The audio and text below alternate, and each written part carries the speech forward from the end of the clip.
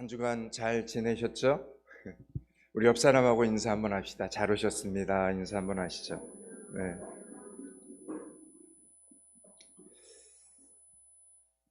지난번 흰남노 태풍이 포항을 지나가던 날 아침에 정말 정신이 없었을 때 제게 카톡으로 문자 한 통이 왔습니다. 아마 전화를 했었는데 교회가 궁금해서 제가 바빠서 정신이 없어서 전화를 못 받으니까 문자를 남겼습니다. 문자의 내용은 이렇습니다. 목사님 힘드시죠?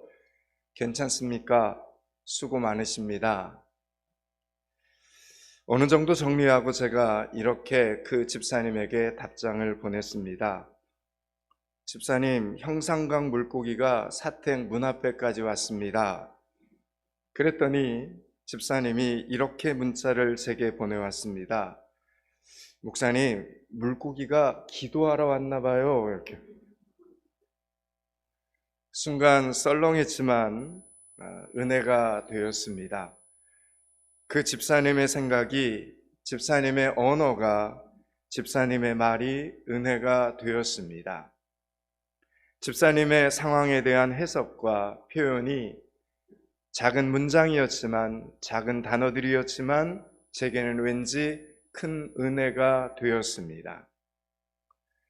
말씀이 생명이, 말씀이 언어가 되는 시간이 되실 수 있기를 축원합니다.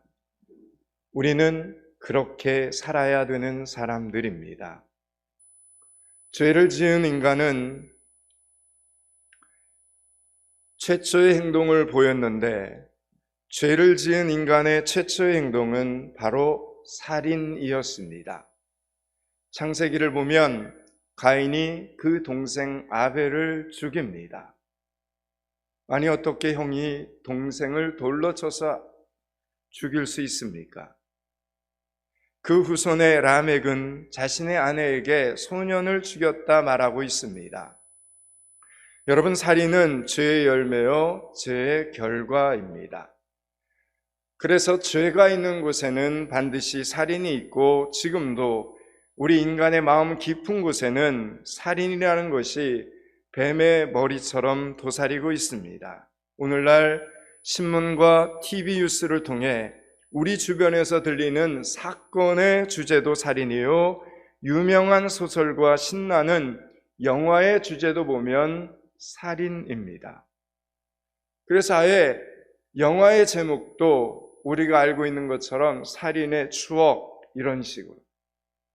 가인 이후에 그렇게 살인은 끊임없이 오늘날까지 계속되어 왔습니다. 그런데 여러분, 성경은 살인하지 말라고 하나님의 율법으로 명령을 내렸습니다.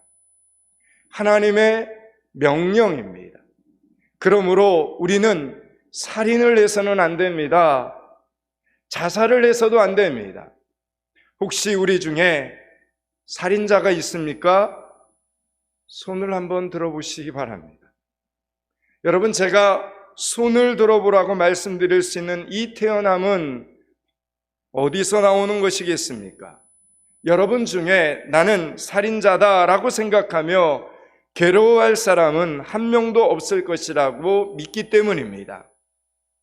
우리는 다른 죄라면 몰라도 살인죄만큼은 저지르지 않았다고 생각하면서 오늘 말씀을 두려움 없이 듣고 있습니다. 그러나 오늘 이 본문의 말씀, 예수님의 말씀을 다 듣고 나면 어쩌면 우리 중에 많은 사람들이 살인자라는 이유로 하나님 앞에 손을 들어야 할 것입니다. 하나님께서는 살인죄를 엄하게 다루셨습니다. 모든 살인의 문제는 인간이 심판할 문제가 아닙니다. 하나님께서 인간을 만드셨으므로 살인하게 되면 누가 심판하는 것입니까? 하나님이 심판하시는 것입니다. 창세기 9장 6절에 보면 무릇 사람의 피를 흘리면 사람이 그 피를 흘릴 것이라 말씀하셨습니다. 즉 피로써 갚아야 된다라는 것입니다. 남의 목숨을 빼앗았으면 내 목숨으로 갚아야 합니다. 여러분, 우리는 반드시 죽게 되어 있습니다. 누구도 예외가 될 수 없습니다. 예수님 당시 사람들은 이 사실 너무나 잘 알고 있었습니다. 그래서 속으로 나는 살인죄와는 상관이 없어. 적어도 나는 그런 끔찍한 짓을 저지르고 살 만큼 그렇게 못된 인간은 아니야. 이렇게 생각하면서 지금 저와 여러분처럼 편히 앉아서 예수님의 말씀을 듣고 있었습니다. 그런데 오늘 본문을 보니 그런 사람들에게 예수님께서 뭐라고 말씀하시냐면 21절과 22절을 읽겠습니다. 21절, 22절을 같이 읽습니다.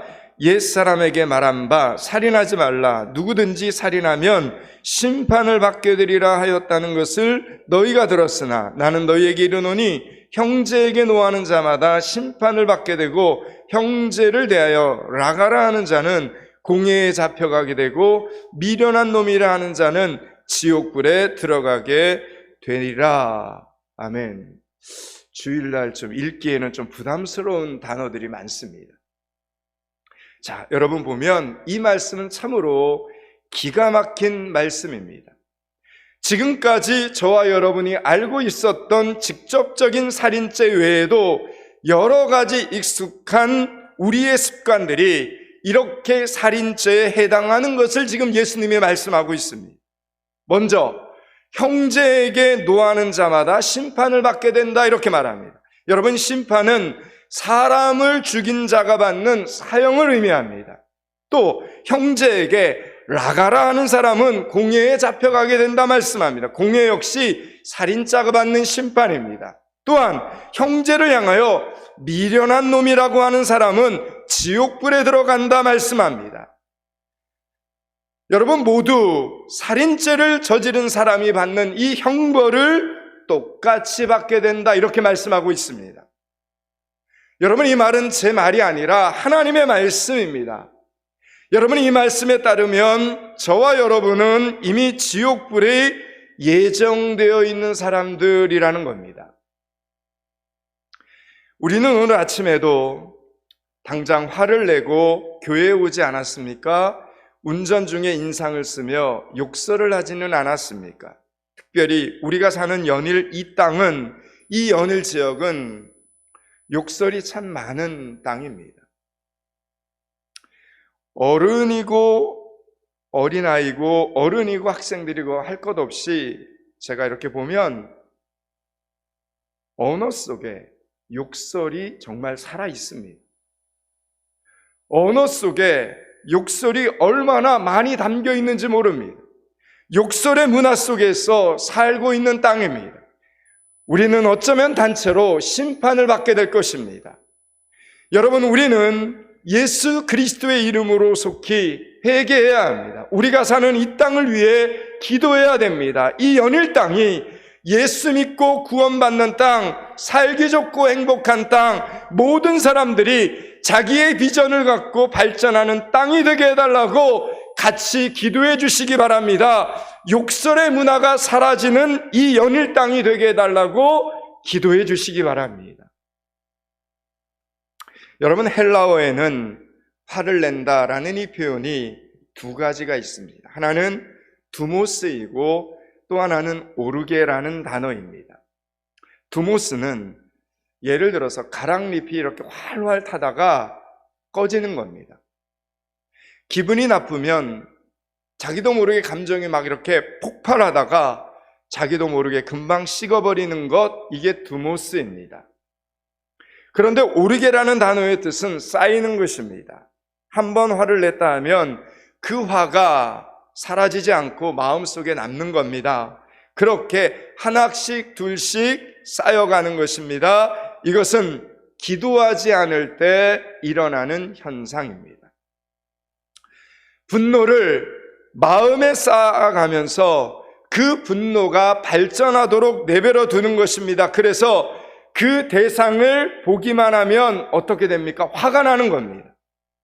아니, 그냥 그 사람을 생각만 해도 화가 나는 것입니다. 이것이 오르게입니다. 그 사람과 그 문제에 대해서 그 사람과 그 관계에 대해서 기도하지 않기 때문에 해결이 되지 않고 시간이 지나면 지날수록 더 악화되는 것입니다. 그래서 그 사람에 대해서 말하거나 그 사람과 대면하여 말할 때 말이 좋게 나가지 않는 것입니다. 왜 그렇습니까? 쌓여있기 때문입니다. 뭐가요? 화가, 분노가 쌓여있기 때문입니다. 자, 그러면 우리가 하나님의 사람들인데 그러면 어떻게 해야겠습니까? 여러분이 하나님을 믿는 하나님의 자녀들이라면 무엇보다도 성경은 기도해야 된다라고 말씀합니다. 그리고 기도하면서 풀어야 된다라는 이야기입니다. 내 감정, 내 느낌으로 푸는 것이 아니라 기도하는 시간들을 가져야 됩니다. 여러분, 그 감정과 그 아픔이, 그 시험이 오래되었으면 오래된 만큼 더 힘써 기도하는 시간들을 가져야 합니다. 여러분, 목숨 걸고 기도한다라는 말이 있지 않습니까? 풀기 위해서, 그 문제를 해결하기 위해서 목숨 걸고 기도할 만큼 큰 비중을 두고 기도하는 시간들을 가져야 된다라는 이야기입니다. 여기 두 번째 라가라는 이 말은 욕입니다. 욕. 여러분, 지난 한 주간 여러분의 삶을 한번 돌아보십시오. 여러분의 언어를 한번 돌아보십시오. 오늘 성경에서 말하는 이 라가라는 이 말은 욕입니다. 여러분, 욕은 사람의 인격을 모독하는 말이 욕입니다. 그래서 욕은 뜻을 잘 모르고 들어도 왠지 불쾌하지만 그 뜻을 알면 알수록 더 불쾌해지는 것이 욕입니다. 그래서 여러분, 이 욕을 함부로 하면 안 됩니다. 이 라가라는 말도 그렇습니다. 예수님께서는 이런 습관들이 뭐라고 오늘 말씀하십니까? 살인이다, 이렇게 분명히 말씀하고 계십니다.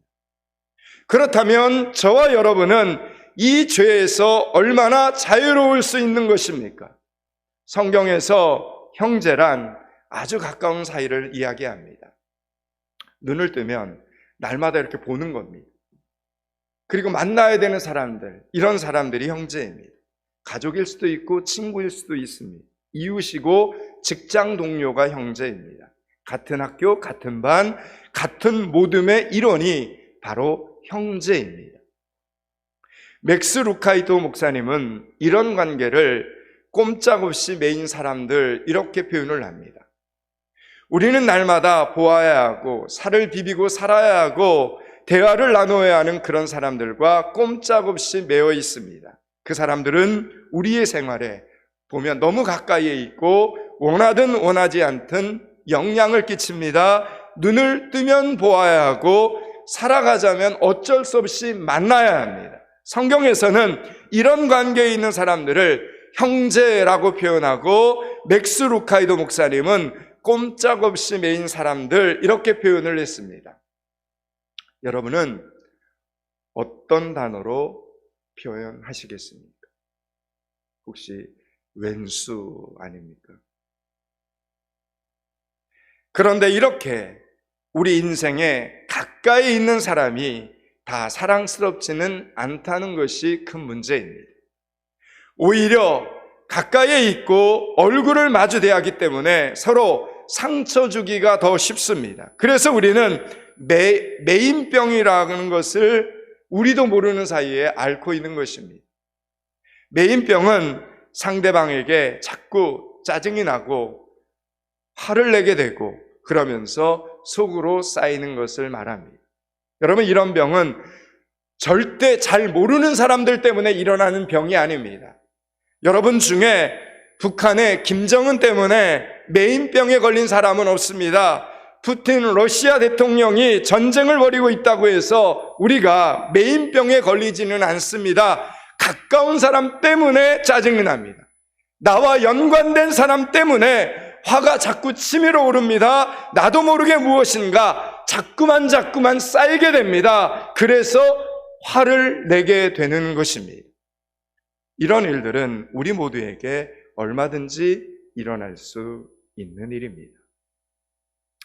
그런데 예수님께서는 이런 일들이 오늘 살인죄와 같다 말씀하시니 어찌해야 되는 것입니까? 그냥 넘어갈 수는 없다는 것입니다. 많은 심리학자들에 의하면 오늘날 우리들의 문제 80%가 무려 80%가 마음속에 쌓인 분노 때문에 일어난다라고 말합니다.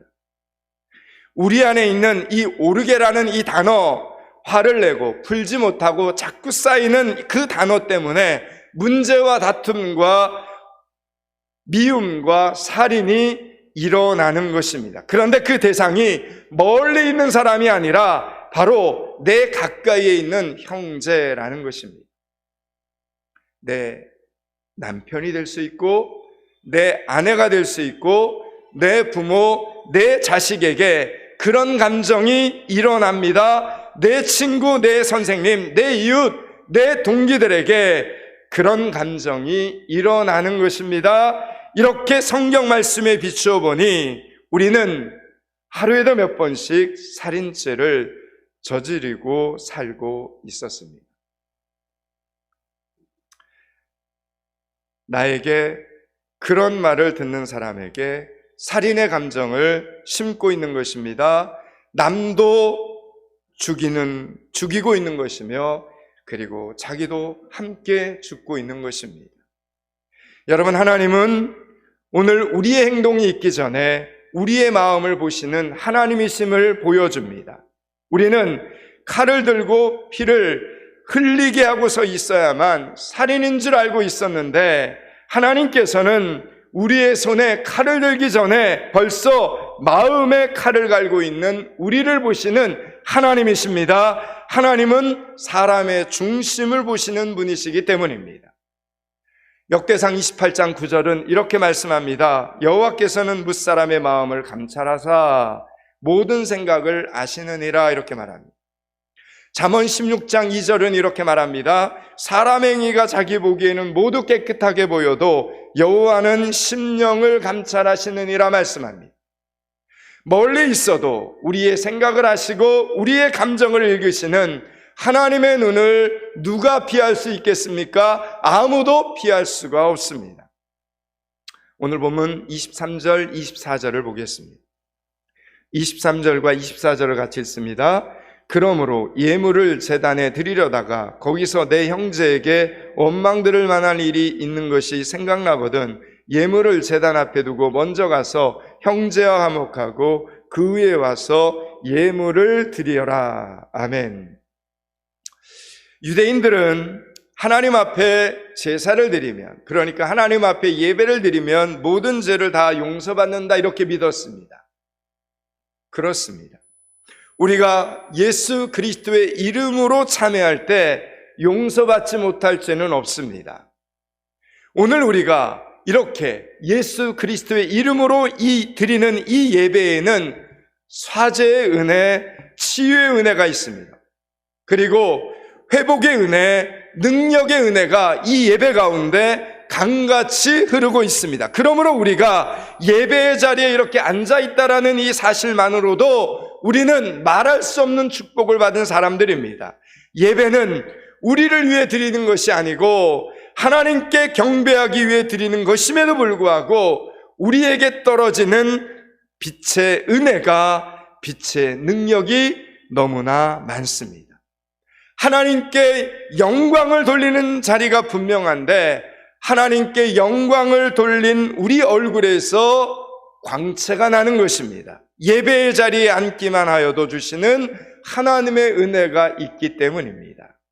여러분, 이렇게 예배는 하나님을 만나는 자리, 그래서 너무나 중요한데, 그래서 그 자리에 저와 여러분이 이렇게 와서 앉아 있는데, 예배는 하나님을 만나는 자리이기에 너무나 소중한데 이 예배를 하나님께서 받으시지 않을 때가 있다라는 것입니다. 오늘 말씀을 보니까 우리가 지금 예배 드리러 하나님 앞에 나왔는데 우리 예배를 하나님이 받으시지 않을 때가 있다라는 이야기입니다. 그것은 바로 우리 마음에 형제를 향한 분노를 안고 있을 때라는 겁니다. 내 안에 분노가 있는 상태에서 예배의 자리에 나와서 하나님 앞에 드리는 그 예배를 하나님께서 받지 않으신다 이렇게 말씀합니다. 또한 가까운 사람에게 미움을 가지고 있을 때 하나님이 그 사람이 드리는 그 예배를 받지 않으신다 이렇게 말합니다. 중요하죠? 매우 중요합니다. 여러분이 이 말씀을 들을 때 혹 여러분 중에 나는 그 사람을 미워하지 않습니다. 그 사람이 나를 미워하는 것일 뿐입니다. 이렇게 자신을 합리화시키면 안 됩니다. 여러분, 예수님은 언제나 우리에게 이렇게 말씀하셨습니다. 서로 사랑하라 이렇게 말씀하셨습니다. 여러분이 아멘을 안 하시는데 이게 여러분 예수님의 말씀입니다. 서로 사랑하라. 우리 예수님이 서로 사랑하라 말씀하셨지 너 가만히 있으라, 상대방이 사랑스러워질 때까지 기다리라 이렇게 하나님이 말씀하지 않으셨습니다. 예수님께서는 사람들에게 원망 들을 만한 일이 생각나거든 이렇게 말씀하셨습니다. 왜 원망 들을 일이 있습니까? 내 마음에 분노가 있기도 하지만 내가 다른 사람의 마음에 분노를 일으킬 수도 있기 때문이라는 겁니다. 내가 화가 나기도 하지만 다른 사람도 나로 인해 화가 날 수도 있다는 것입니다. 사람은 참 아무것도 아닌 일에 화를 잘 내죠. 그래서 어떤 사람들은 보면 지나가다가 자기와 똑같은 옷을 입고 있는 사람을 만나기만 해도 막 화를 내는 사람들이 있다고 합니다. 여러분, 도대체 그 사람이 무슨 잘못을 했습니까? 나는 그 문제를 틀렸는데 친구는 그 문제를 맞췄다고 화를 내는 사람들이 있습니다. 도대체 그 친구가 뭘 잘못한 겁니까? 나보다 이쁘다고 화를 내기도 하고 나보다 잘 산다고 화를 내기도 합니다. 그러니 우리가 움직일 때마다 말할 때마다 화가 나는 사람이 있을 수 있습니다. 상황과 입장에 따라서 화가 날 수도 있는 것입니다. 예수님은 그렇게 크고 작은 일로 원망 들을 만한 일이 생각날 때 뭐라고 말씀하십니까? 오늘 급히 화목하라 이렇게 말합니다. 급히 화목하라.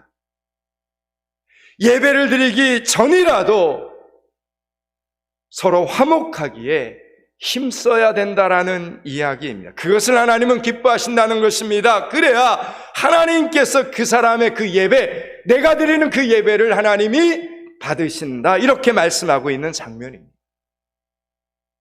이사야서 1장 11절에 보면 이런 말씀이 있습니다. 여호와께서 말씀하시되 너희의 무수한 재물이 내게 무엇이 유익이뇨? 너희가 내 앞에 보이려 오는 그것을 누가 너희에게 요구하였느냐? 내 마당만 밟을 뿐이니라. 너희가 손을 펼 때에 내가 눈을 가리우고 너희가 많이 기도할지라도 내가 듣지 아니하리니 이는 너희의 손에 피가 가득함이라 이렇게 말합니다. 여러분, 왜 우리의 기도에 응답이 없는 것이겠습니까? 혹시 여러분이 화해하지 못한 사람은 없는가 살펴보라는 겁니다.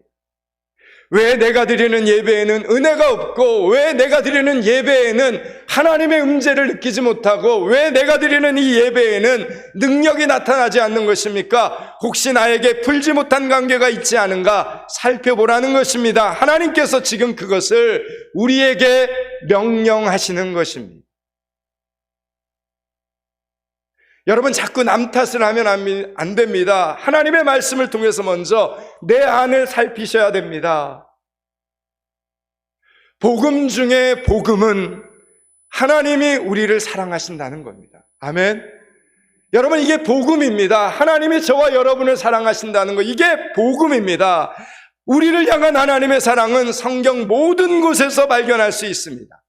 하나님께서는 창세기 1장을 보면 해와 달과 별을 창조하시죠. 온 땅의 모든 것들을 왜 그렇게 하나님이 엿새 동안 그렇게 열심히 창조하셨습니까?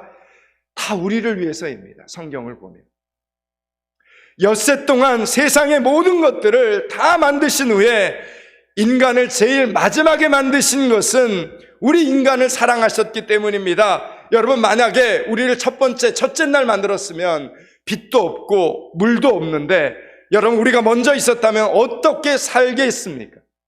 인간이 그 모든 것을 누리고 가질 수 있도록 창조의 순서를 하나님이 그렇게 정하셨다라는 겁니다. 뿐만 아니라 하나님은 죄로 인하여 죽을 수밖에 없는 저와 여러분을 위해 독생자 예수 그리스도를 이 땅에 보내어 주셨습니다. 그리고 그분을 십자가에 못 박히게 하셨습니다. 왜요? 저와 여러분을 사랑하셨기 때문이죠. 그런데 그 하나님은 나만 사랑하시는 하나님이 아니라는 사실을 우리는 이 시간에 기억해야 됩니다. 우리는 이런 착각들을 잘합니다. 내가 그 사람을 싫어하면 하나님도 그 사람을 싫어할 것으로 생각을 합니다.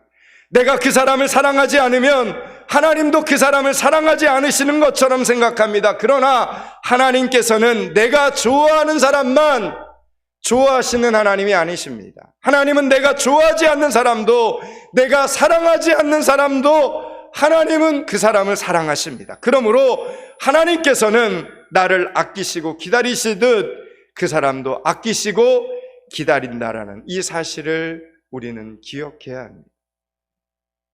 나에게는 비록 원수라 할지라도, 나에게는 비록 시험거리라 할지라도 하나님께는 변화 가능한 예정된 하나님의 백성이라는 것입니다.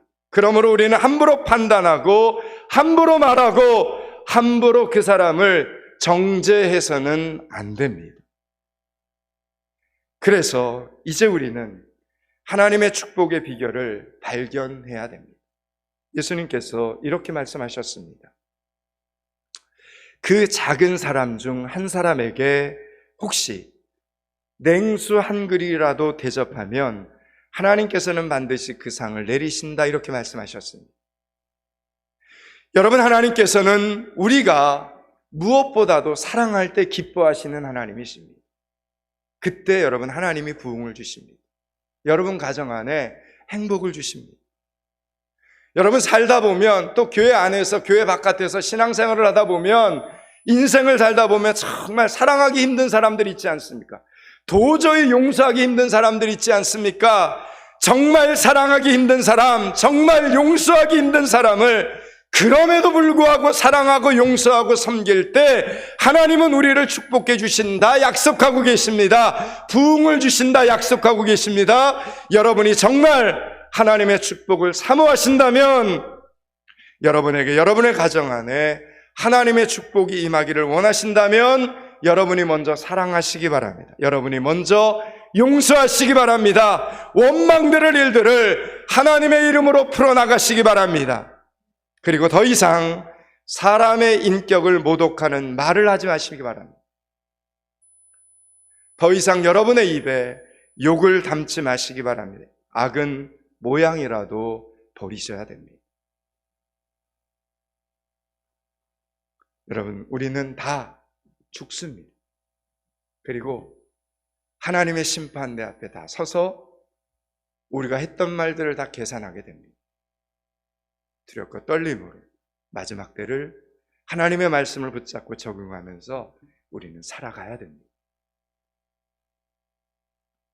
25절, 26절입니다. 25절, 26절을 같이 읽습니다.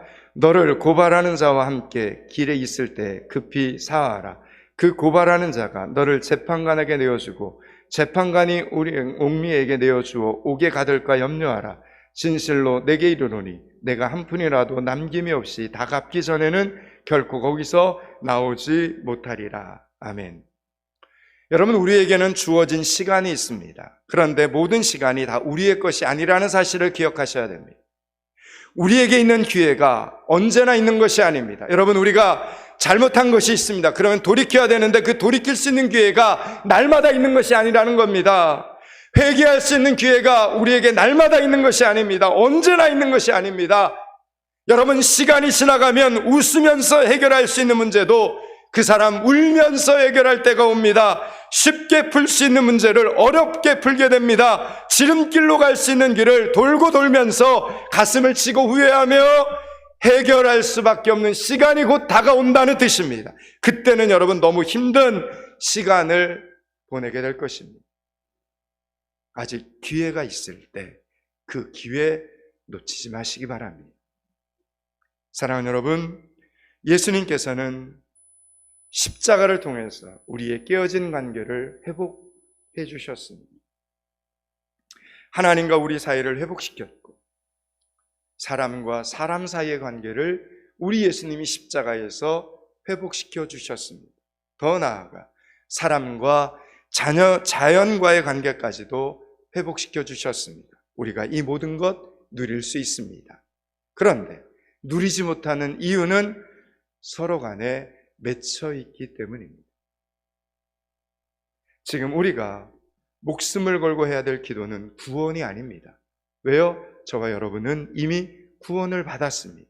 이제는 화해를 위해 기도해야 됩니다. 화평을 위해 기도해야 됩니다. 형통을 위해서 기도해야 됩니다. 오래된 관계일수록, 어려운 관계일수록, 힘든 관계일수록 더 힘써 기도부터 시작하셔야 됩니다. 그리고 기도했다면 미루지 마시고 용기를 내어 화해하시기 바랍니다. 화해는 아주 급한 일입니다. 땅에서 매임을 풀어야 하나님께서도 하늘에서 풀어주시기 때문입니다.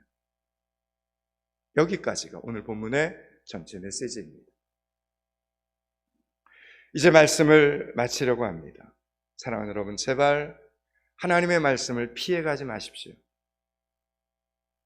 포항믿음교회 표어처럼 오늘도 주신 말씀이 여러분의 삶 속에 생명이 될 수 있기를 간절히 축원합니다.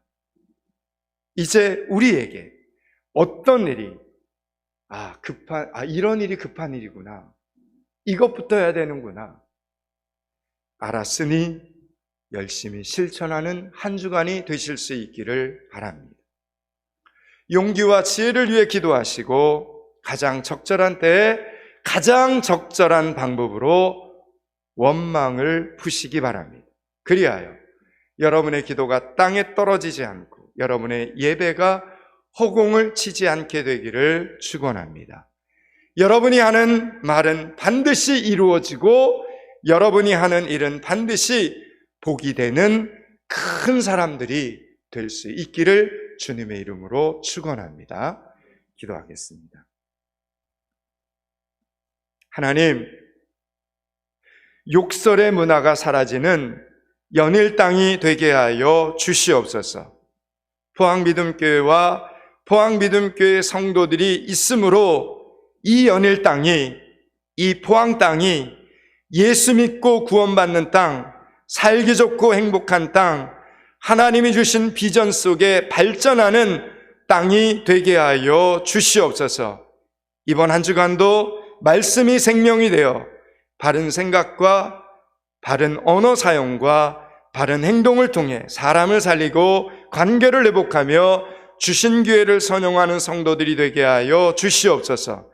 급한 일들을, 중요한 일들을 가장 적절한 때에 가장 적절한 방법으로 기도 중에 풀어가는 지혜로운 성도들이 되게 하여 주시옵소서. 예수 그리스도 이름을 받들어 기도드리옵나이다. 아멘.